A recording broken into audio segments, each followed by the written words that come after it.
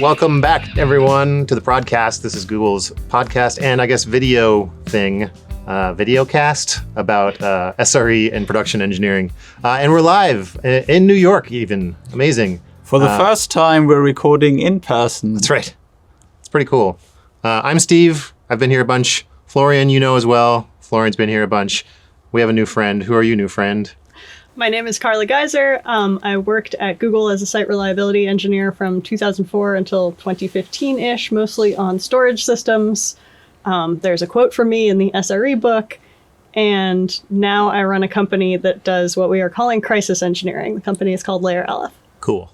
What is a crisis and how do you engineer it? What's going on with that?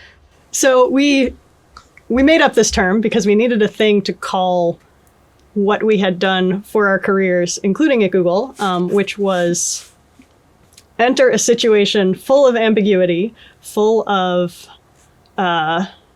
circumstances that were surprising to people and perhaps information that was noisy. Yeah. And use a combination of management type skills and software engineering and systems engineering skills to find a way out of the maze. And we needed a word for that because that took me 30 seconds to say. And so we described it as crisis engineering. That's interesting because what you just said to me somehow also seems to apply to like a regular quote unquote incident. So what makes a crisis then different from an incident as an SRE might know it?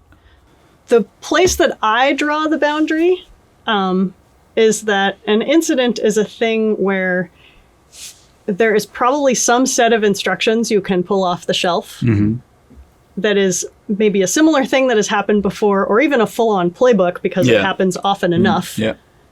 And you can, turn to page 37 in the manual and say, now I'm going to follow these steps, obviously with modifications because it's not going to be quite the same.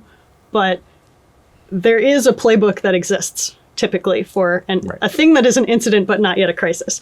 Cool. So an incident is something you either have a playbook or you could reasonably have a playbook, and for a crisis you couldn't. Yes. And we have a taxonomy sort of for the elements that we think are necessary to be in a situation that is a crisis. Yeah. There are 5 of them. The first one is fundamental surprise, which is this is a thing that is a novel experience for everyone. And it has to be truly novel. So the place that this term kind of gets used most is actually in science fiction writing because it's a great setup for a science fiction novel, right? Yeah. Like your cat wakes you up one morning, that part's normal, and tells you that the Earth is about to be invaded and invites you onto their spaceship to evacuate.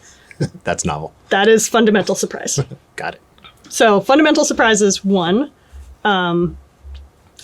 Broken critical functions is another one. That one's the one we typically have in any crisis and in most incidents. Like something that is core to your business is not happening right now. That's familiar. That one's easy. Yeah.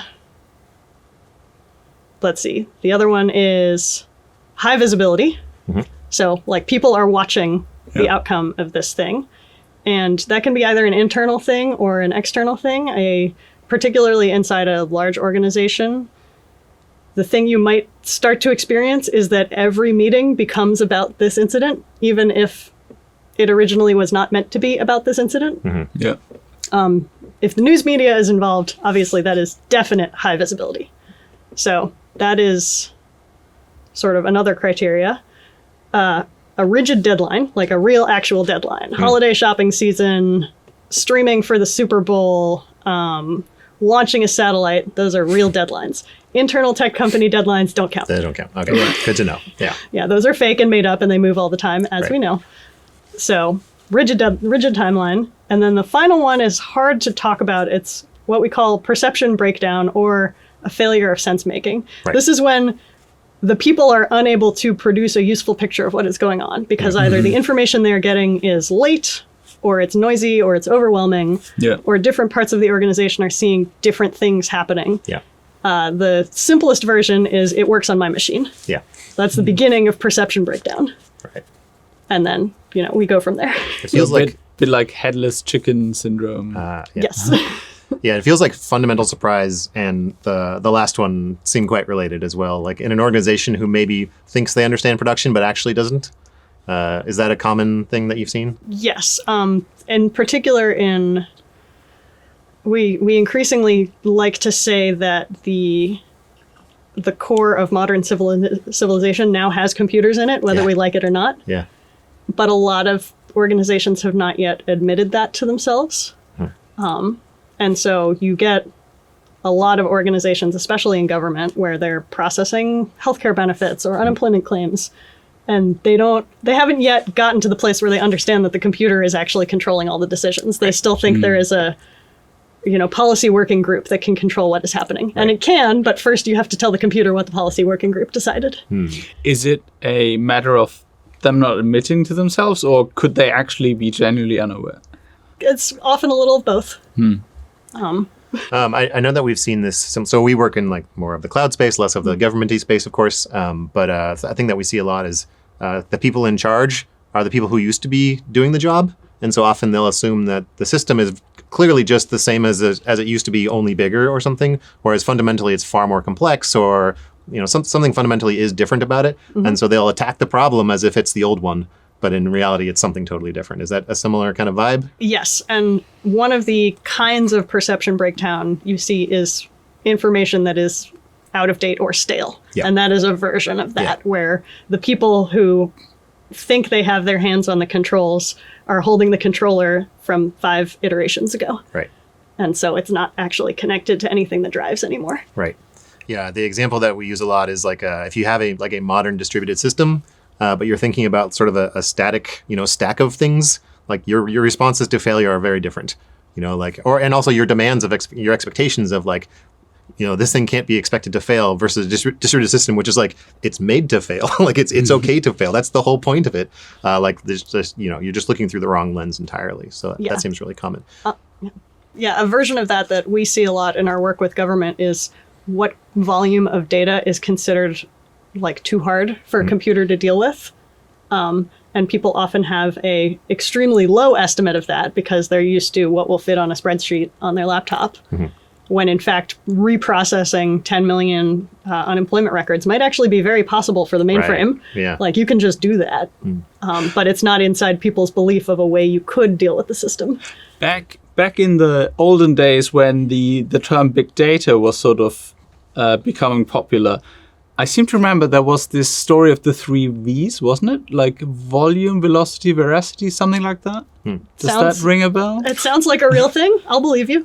Yeah. So let's back up a little bit. So this all came out of experiences that you all have had. So this is layer Aleph. Did I say that right? And that came out of your work with what? Like, take it from there. Like, where did this come from? So it came from our work initially on the healthcare.gov crisis, which at this point probably nobody remembers. I remember. You remember it, okay. When the federal government launched a website to allow people to sign up for healthcare, and it did not work. Yep. And then Mikey built a team to help resolve that, which was a combination of managing contractors and then also debugging this hilariously complex distributed system. Right. And there are videos of talks that came later which kind of describe that whole thing. So we can link to those so people can review that, because it's part of the record. It's a good part of the story for sure. Yeah, and like even as a non-US citizen, I have memories of that, or like I have a I have heard of this. The best part of that I recall is the monitoring system was CNN. I think that kind of tells the story of like the first day. I think that was enough said. Enough said. Yeah. So then what? Like clearly time has passed since then. Yes, time has passed. After that, we did a series of similar projects inside the federal government, and then also with various state governments. Okay. And somewhere along the way, we formed this company, which I think is about 7 years old now. And we now sell this sort of technical crisis management incident response thing to anyone who wants to use it, which typically is often state governments. It's sometimes private companies who are encountering what we would call a planned crisis. Like the version of this that we did that I had a lot of fun on was a company, a very small startup that was about to be acquired. And they needed their systems to not fall over during the finalization of that acquisition contract. Okay. But they knew that there would be a big PR around it, and they knew that... The date. That's the number and they 3, knew the I date. think. Right? Yeah. Exactly. There was a date, and there was a clear consequence. Heightened scrutiny. Heightened scrutiny. Attention. Yeah. Visibility. Yeah. And they... High visibility. Yes, definitely high visibility. And because they had been operating on a very small budget for a very long time, the set of people who actually knew how the systems worked was very small.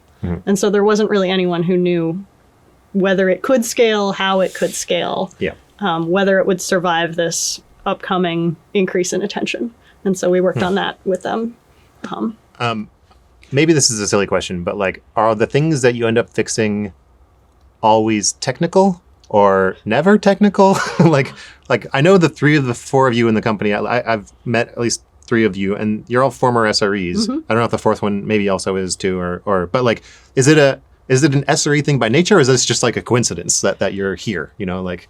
I think the part of it that is SRE by nature is the ability to look at a very big system and start to connect the dots with no information. Yeah. And the system includes the people often. Yeah. So a lot of the work we do is... Does it ever not?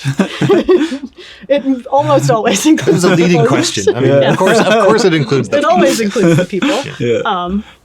So a lot of the work we end up doing is technical in that we are helping with visibility of the technical systems that exist. Yeah. So things like building database queries that tell you actually how fast is data flowing through the system and where are particular kinds of records getting stuck in this pipeline, which is often something there's a breakdown of perception. Different people in an organization will look at a complicated process like applying for unemployment benefits, and they'll say, well, clearly it's the people over there who are blocking all the applications. Yeah. And you can just look in the database and see where stuff is getting stuck, but nobody has. Right. Yeah. So having the technical capabilities helps you uncover some of these problems, which may not even be technical to begin with, at least. Yes. And then maybe it's a coupling of other things down there as well. So yeah, a lot of the technical work we do is about exposing the full system to the people who can then make better decisions, I would say. Right. It's all just software, as we like to say, right? Yes, it is all just software. That's all it is. Come on, it's not that hard, right? And presumably this may be the first time that these people see that system end to end through this lens, right? Almost always. Yeah. Like that is actually the value we are providing as part of the thing we call crisis engineering, is building them a very clear map of what is going on right now from the beginning to the end of whatever their process is. I like to say that when I left Google, I left Google and came back at a point, and that was when I left Google I didn't have, I worked basically from university to Google to somewhere else and then back again. And during that somewhere else is where I learned the phrase, stay in your lane. Like I had never heard that before. And like my response was, please do not tell an SRE to stay in their lane. Like this is like, not doesn't work in our brains, you know. Right. This sounds kind of similar to that kind of concept. SREs are looking left and right. They don't. Yeah, exactly. Yeah. Instead, we're actually encouraged to look in other lanes, like you know. Yes, and I think that is a unique skill, especially in larger companies and larger organizations. And so that is a huge thing that we bring into the problem space. Plus the technical ability to look at a computer system and either say, this is good, or this is a problem. Gotcha. Yeah. Which a lot of the decision makers won't have that instantaneous reflex to be like, oh, this thing is actually fine, even though everyone's whining. They're whining for good reasons, but it's perfectly good computers in there. Gotcha. Versus this thing is a liability and we need to fix it in order to take the next step. Gotcha. Are there like cases along the way that you can talk about more? Like examples of things where you saw like this isn't just a one-off, like this is a pattern that keeps happening, or... I would say the pattern in government and to some degree in large corporations is everyone really, really wants to blame the oldest computer system they have for all of their problems. And they are frequently in the middle of some decade-long transition away from that thing, which is often a mainframe. Yep. And our attitude is like, the mainframe is actually fine. And what instead they have built is a stack of complexity where about every 5 years they take whatever is the hot new technology, build a few new things in that, and then get distracted and never complete that migration. So now they have basically one of each kind of technology that has ever been popular over the last 20 years. Wow. And that happens all the time. Is it also that they keep building, like they don't want to change that old system and they keep building stuff around it to deal with the quirks of the old system? Because I had that exact experience at a previous job. It's a little of, usually the place they have started is they have a grand modernization scheme where they are definitely going to replace the old thing. Right.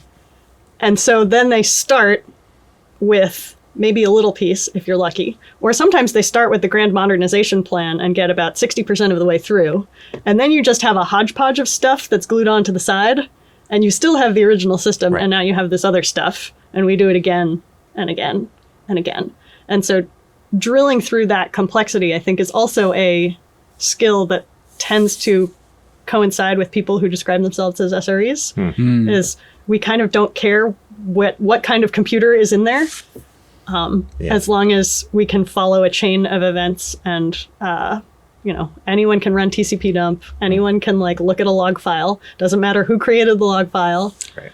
It's all just computers. As long as we can reason about the system and we can Yes. understand it, then we don't care what the system is, Yes. kind of thing. So the type of people who watch or listen or whatever to this podcast video thingy that we do, tend to be like SREs who don't work at Google or like SRE-adjacent folk. So what should they do with these ideas? Like, is it once they go to work for like some large federal government that needs trouble, or is it more applicable than that? I think the most useful part of these ideas for anybody who's just coming to work and doing their job is figuring out if a crisis is actually happening. Because if a crisis is happening, you can do interesting and novel things, because leadership is going to be willing to do, they're going to be willing to break rules. They're going to be willing to move faster. They're going to be willing to approve exceptions. If you're in a real crisis using those criteria I described earlier. If you're not in a real crisis, Yes, that's the fun one. you just have to do your job like a normal person. Yeah. And you can be mad at everything that's going on. That is definitely going to be a crisis someday. But nothing special is going to happen until you hit that tipping point. Right. And so I think that is the both useful and also pragmatic and depressing advice we give to a lot of people, where they can see the sky about to fall. And they're like, if we just get everybody to care about it, we can prevent the sky from falling. And you can't. So this is the Right. don't waste your time advice. This is the don't waste your time advice. This is the, you can absolutely take notes and start to learn how the system works and build up your allies who will help you when the crisis actually happens. Yeah. But until you hit three of those five criteria, nobody's behavior is going to change. Got it. Right. But so you mentioned you hitting that tipping point. Who actually decides when it starts being a crisis, and who declares? Is there someone that declares the crisis? Is there a crisis or is commander? it, yeah, exactly. Or is it just everyone instantly knows it's a crisis? How do you decide? The way we decide is, because we are external consultants, Yeah. is somebody has decided to pay the four of us to come help them. Right. Okay. And that is That's enough of a signal. straightforward criteria. Well, it's interesting because we often have to talk to clients about this, about their willingness to do that and what it will entail once we start working with them. So that's our signal. Within an organization,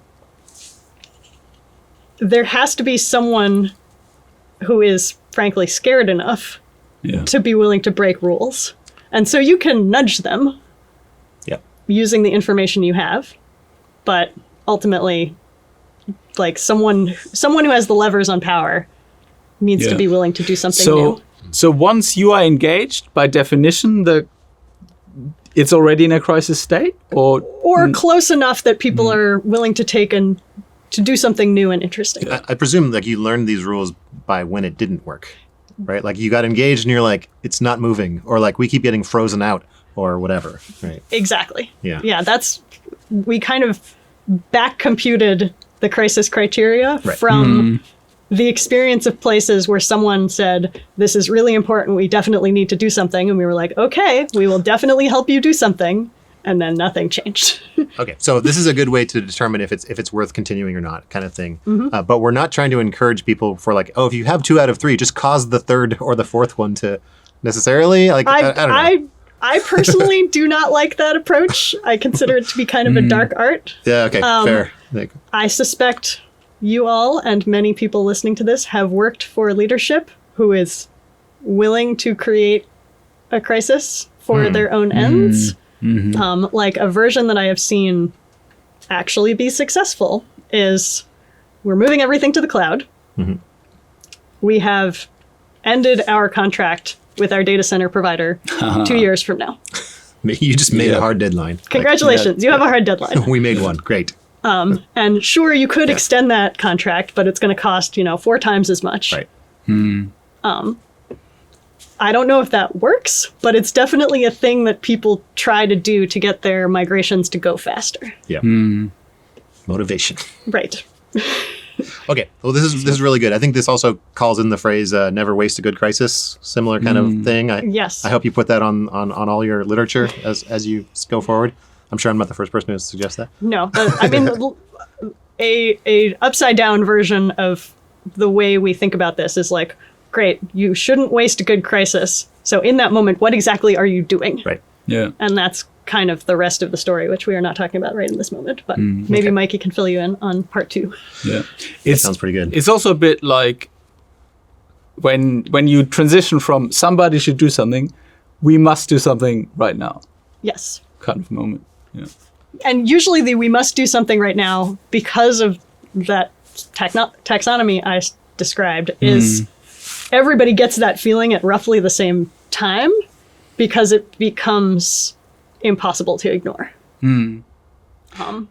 So I found the example interesting that you mentioned with like, we have this migration to the cloud and then we cancel the contract with our DC provider. Are you saying that this is basically, at this point, it becomes a manufactured crisis? I mean, it is a management technique that senior leaders definitely try to get the migration to move faster. And it can become a manufactured crisis. I think the risk there is that everybody saw you do it. And so it might work once and then it burns any trust with the people in leadership after that. But people will do that for other reasons as well, which Correct. is which spins off this thing which we now have a word for, which is it is a crisis due to the fact that it was already visible. Now there's this deadline. Blah blah blah blah blah. Yes. That totally makes sense. Yeah. I think we're almost at time. Thank you very much, Carla, for coming all the way over here from part of New York to another part of New York. It was fun. We had trouble finding this studio in a maze full of elevators. So if you're ever in New York, there are so many elevators in this town. I cannot believe it. It's pretty amazing. Is there any extra things you want to say to the world, the audience, about what to focus on or how to follow you on Strava or anything weird like that? I guess just one final thought for this like crisis thing is there's a bunch of crises that are going to happen that you can predict. And you should just assume that you will have a brief suspension of the rules of engagement during that moment. So organizations that do the holiday shopping season, which they might be starting to prepare for now. They better do. They better do it right now. Like that is all of the circumstances of crisis, and you know they're going to happen. Every year. Yes, exactly. And frequently, a your regular cadence. leadership will write you sort of a ticket in advance that says you are allowed to enforce and break the following rules in order to hit this, special time of the year. Yeah. So I think that is a useful thing to rely on. When we say crisis, people get kind of spun up that like it's definitely surprising or it's definitely big and newsworthy. And sometimes it's just an alignment of circumstances that is going to happen, but you should, use that alignment of circumstances.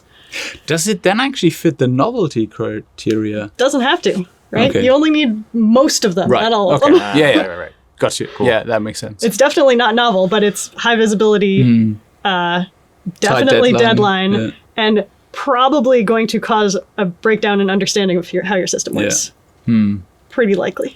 And risk of broken core functions also always there. So like you got most of them. I have a random question, and then we can finally close. Even though I already said goodbye. Do you know of companies that don't have these? Like, do you think there are well-functioning companies that just don't have crises, like on the reg?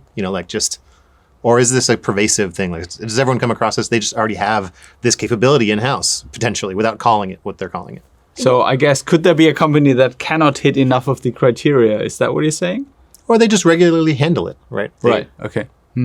I think my take, and you'll have to ask Mikey, is that this is actually part of the cycle of change inside of an organization. You have to go through these moments periodically for anything substantive to change. And so if you're not having crises, maybe you're not something. Yes. Yeah. I think basically the big stuff requires this set of circumstances and a set of brief suspension of normal behavior in order to then get to a new place. Gotcha. Yes. All right. Thank you very much. Thank you all for watching. The end. Thanks, everyone. Nice talking to you. You too.